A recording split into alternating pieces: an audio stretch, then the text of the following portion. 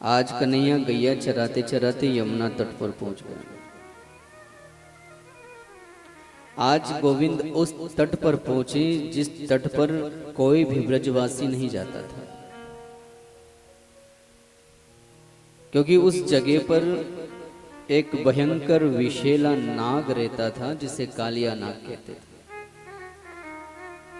उसका विष इतना विकराल था कि अगर कोई पशु पक्षी ऊपर से भी उड़ जाए तो वो नीचे गिर जाता था। थोड़ा विचार करना, ये शरीर ही यमुना है। यमुना कोई नदी नहीं कही गई है। और कालिया नाग जो है वो है मनुष्य का अहम, अहंकार। अहंकार के कई फन होते हैं। अहंकार कहीं से भी उत्पन्न हो सकता है। शास्त्र तो ये तक कहता है कि अगर आप रोज मंदिर भी जा रहे हो और मंदिर जाने के बाद ये भाव आ जाए कि मैं मंदिर जा रही हूं, तो इस शास्त्र इसे भी अहंकार की तुलना ही देता है। आदमी को पता भी नहीं चलता कि मैं अहम में जी रहा हूं कि वहम में जी रहा हूं। और ये अहम धीरे धीरे एक दिन आदमी को पतन की ओर ले जाता है।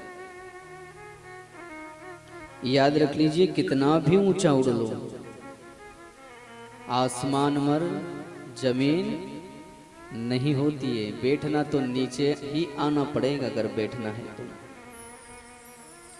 इसलिए कालिया नाग कोई और नहीं, ये मन रूपी अहंकार ही है जो अनेक फनों से मनुष्य को डसता रहता है। इसलिए भगवान श्री कृष्ण आज अपने सभी ग्वाल बालों को लेकर काली देह पर गए। कन्हैया तो कन्हैया है साहब। कन्हैया जैसा कोई है दुनिया में? सच बताना, है कोई लाला जैसा? बड़ा नटखट है। आज कन्हैया ने सबसे कहा कि आज हम काली देह पर गेंद खेलेंगे। कौन सी खेलेंगे? क्या? गेंद खेलेंगे। और गेंद भी किससे लेंगे? श्री दामा की। और श्री दामा को अपनी गेंद बड़ी पसंद थी। उसने कहा, दाऊ मैं कन्हैया को अपनी गेंद नहीं दूंगा, क्योंकि मैं जानता हूं कि कन्हैया कोई भी खेल पूरा नहीं खेलता, एक खेल बिगाड़ता ही बिगाड़ता है। कुछ लोग ऐसे होते हैं ना, खेलेंगे नहीं तो खेल बिगाड़ेंगे। और कुछ बच्चे ऐसे भी होते हैं जो खेल शुरू करते लेकिन पूरा और बीच में खेल बिगाड़ गए। तो श्रीदामा को पता था कि ये नटखट कुछ ना कुछ तो करेगा ही करेगा, इसलिए दाऊ भैया से कहा, दाऊ आप ही इसे समझाओ। पीछे आवाज क्लियर आ रही है आप लोगों को? आ रही है? ठीक है, ना आए तो बता दीजिएगा, संकोच मत करना, ठीक है ना? दाऊ ने कहा, नहीं नहीं कोई गलती नहीं करेगा। श्रीदामा ने कहा, नहीं दाऊ मुझे पता है कि ये नटखट बिना गलती करे खेल ही नहीं सकता, इसलिए मैं अपनी गेंद इसको दूंगा नहीं। कन्हैया ने कहा, देखो श्रीदामा, दाऊ ने कहा ना, अब मैं कोई भी नटखटपन नहीं करूंगा। श्रीदामा को जो अपनी सबसे प्यारी गेंद थी वो कन्हैया के हाथ में दे दी। अब सारे लोग घेरा बनाकर बीच में कन्हैया खड़े हैं। कोई इधर फेंकता है, कोई उधर फेंकता है, कोई यहाँ फेंकता है, कोई वहां फेंकता है। अंत में जब भगवान के पास गेंद आई तो उन्होंने उस गेंद को उठाकर काली देह में फेंक दी। और फेंकना ही था कि उसी समय श्रीदामा रोने लगा और कहने लगा, मैंने कहा था ना दाऊ कि कन्हैया कोई भी खेल पूरा नहीं खेलता, इसने जानबूझकर मेरी गेंद को, इसको दे दो गुब्बारा, इसको पीछे बिछा दो, ले जाओ।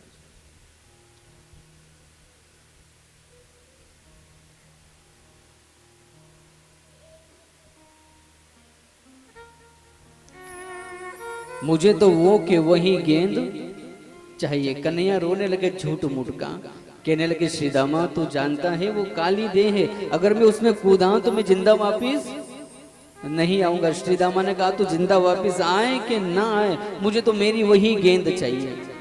कन्हैया ने फिर रोते रोते कहा श्री दामा मेरी मैया के पास बहुत सारी गेंदें हैं, मैं एक मखमल की गेंद बनाकर तुझे दे दूंगा, लेकिन मुझे काली देह में मत जाने दे।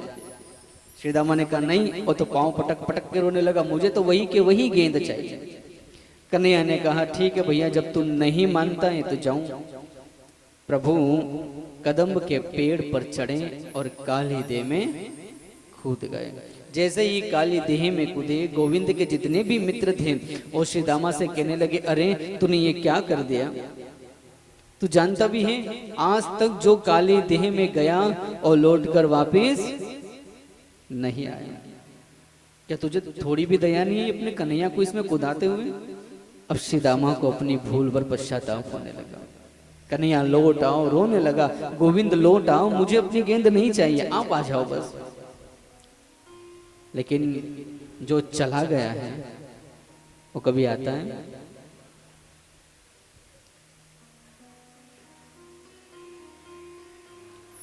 कन्हैया वहां से सीधे गए काली देह के अंदर, जहां पर वो कालिया नाग सो रहा था। वो समय उसके सोने का था। गोविंद पहुंचे, गेंद को उठाया और नाग पत्नियों को देखकर कन्हैया ने कहा मैया प्रणाम। आदमी को हमेशा मीठा बोलना चाहिए, है ना। मीठा बोलने से कई बातों का हल हो जाता है। या यूं कहें कि शब्दों में ऐसी ताकत होती है कि अगर आप प्रेम से किसी से बोलोगे तो पराये को भी अपना बना लोगे। ये शब्द है साहब, इस शब्द आग भी लगाते हैं और ये शब्द बाग भी लगाते हैं। आप चुनाव करिएगा कि आप अपने शब्दों के द्वारा किसी के जीवन में आग लगा रहे हो कि आप अपने शब्दों के द्वारा किसी के जीवन में बाग लगा रहे हो। आग तो हर कोई लगा देगा साहब, लेकिन बाग लगाने के लिए माली की जरूरत पड़ती है, सबके बस में नहीं होता। इसलिए वेद कहता है सत्यम ब्रूयात प्रियम ब्रूयात, सत्य बोलो और प्रिय बोलो, ये वेदों का सूत्र है। इसलिए सदैव भले मन में गुस्सा हो लेकिन अपना दुश्मन भी सामने आ जाए तो ऐसे बोलिए कि उस आपसे मिल के जाने के बाद उसको भी लगे कि मैं नाहक इसके प्रति अपने मन में बैर पाल के बैठा था, इसके मन में तो कुछ भी नहीं है यार। हो सकता है एक और बात याद रखना, लड़ना झगड़ना सब कुछ करना, लेकिन कभी बातचीत बंद मत करिए। जहां बातचीत बंद हुई वहां सुलह के सारे दरवाजे अपने आप बंद हो जाते हैं। फिर आदमी वो भी सुनता है जो उसने कहा नहीं। कई बार जब दो की लड़ाई होती है ना, और जिससे हमारी लड़ाई हुई हो हम मौजूद हैं और किसी से अगर वो बात कर रहा होता है तो हमारे मन में ख्याल यही आता है कि हो ना हो ये मेरे बारे में ही बातें कर, जबकि ऐसा कुछ होता नहीं। इसलिए कोशिश हम ये करें कि कोई रिश्ता टूटे कभी ना, मत तोड़ो चटकाए, तोड़े से फिर ना जुड़े, जुड़े गांठ पड़ जाए। गोविंद जब वहां पर पहुंचे तो नाग पत्नियां खड़ी थी। कन्हैया के उस रूप को देखकर और नाग पत्नियां भी उन पर मोहित हो गई। और कन्हैया ने जब कहा मैया प्रणाम, तो उन्होंने कहा इतना सुंदर बालक हमें माँ कहता है। उन्होंने झट कन्हैया को उठाया, गोद में बिठाकर कहने लगी लाला तो दिखने में तो बड़ा सुंदर है, लेकिन तू इस काली देह में क्यों कूद गया लाला। कन्हैया ने कहा मेरा मित्र है ना श्रीदामा, उसकी गेंद मैंने काली देह में फेंक दी, मैं वो गेंद लेने आया हूँ और वो कालिया नाग के पास पड़ी, मैया ले लूं। बोले हाँ बेटे ले ले, तेरे किस्मत अच्छे हैं, अभी नाग सो रहा है, चुपचाप गेंद उठा और चुपचाप चला जा, क्योंकि अगर नाग उठा तो वो तुझे जीवित नहीं छोड़ेगा। कन्हैया गए, गेंद को उठाया और जाते जाते कहने लगे मैया, मैया से तो मिल लिया, पिताजी से भी मिलता हुआ जाऊं, नहीं तो पिता को बुरा लग जाएगा कि बेटा आया और मिला नहीं।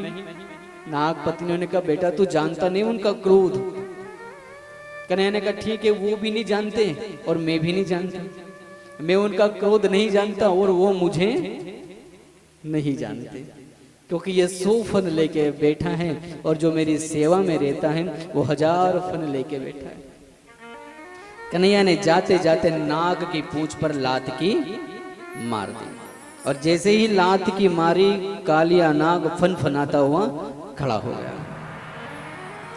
जो जो फन और कृष्ण को डसने के लिए उठाता है, कन्हैया उस फन पर कूद जाता है। जब भी अहंकार रूपी बीज मन में फन उठाने लगे तो अपने ईश्वर को याद कर लेना और कहना, प्रभु की कृपा भयों सब काजू, जन्म हमार सुफल भा आजू। भगवान की कृपा से ही सब हो रहा है और उसकी कृपा से ही सब होगा। मैं करता नहीं हूं, दाता एक राम, भिखारी सारी दुनिया। करने वाला, कराने वाला, सब वो बांसुरी बजाने वाला वहां बांसुरी बजा रहा है और हम लोग यहाँ पर नाच रहे हैं, सब वही करता है। जो जो फन कालिया नाग उठाए वो फन भगवान उस फन को कुचल देते हैं। जब कालिया नाग लहू लुहान हुआ, घबराने लगा, प्राण कंठ तक आ गए, तो उसने कृष्ण को पहचाना, क्षमा मांगे, प्रभु मैं जन्म से सर्प हूं और सर्प के अंदर तो क्रोध और अहंकार भरा ही रहता है। सांप बड़ा क्रोधी होता है, आप उसे जड़ा सा छेड़ दो, फन उठाकर फुफकारने लगता है। इसलिए सांप को क्रोधी भी कहा गया है और सांप को तामसी भी कहा गया है कि सांप अगर चला जाए तो पलट के फिर आता है। इस सर्प का स्वभाव होता है।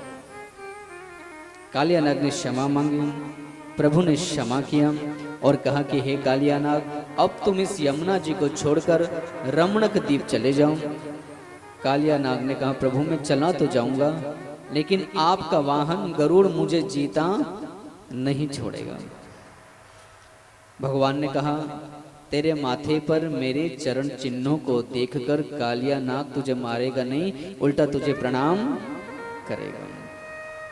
इसलिए ये यमुना जल लोगों के जल पीने का स्थान है, नागों के रहने का नहीं। कालिया नाग ने कहा, जो प्रभु की इच्छा। प्रभु ने कहा, जाते जाते पहले मुझे बाहर तो छोड़ के जाओ, मेरे सारे ब्रजवासी बाहर खड़े खड़े रो रहे हैं। कालिया नाग भगवान को फन पर धारण करके यमुना जी के ऊपर आया। प्रभु श्री दामा की गेंद लेकर श्री दामा को देते हैं और सभी ब्रजवासियों से गले मिलते हैं।